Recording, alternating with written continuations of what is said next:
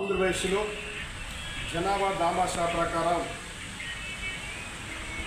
వర్గీకరణ జరగాలనేటువంటి డిమాండ్ తోటి 1994 జూలై 7వ తారీఖున ప్రకాశం జిల్లాలో ప్రారంభమైన దండోర ఉద్యమం కృష్ణమాది గారి నాయకత్వంలో 94 నుంచి ఇప్పటి వరకు నిరంతరం ఉద్యమ ప్రయాణాన్ని కొనసాగుతున్న విషయాన్ని సందర్భంగా గుర్తు చేస్తా ఉన్నాం.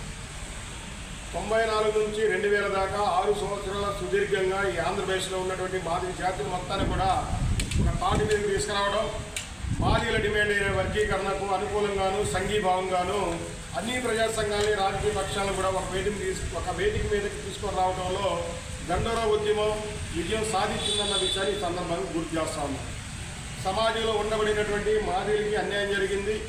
మాదిగల జనాభా దామాషా ప్రకారం మాదిగ ఉపకులాలకు వర్గీకరణ జరిగితేనే వాళ్ళకి న్యాయం జరిగిందన్న విషయాన్ని, వాస్తవాన్ని, ఆ న్యాయబద్ధమైనటువంటి సూత్రాన్ని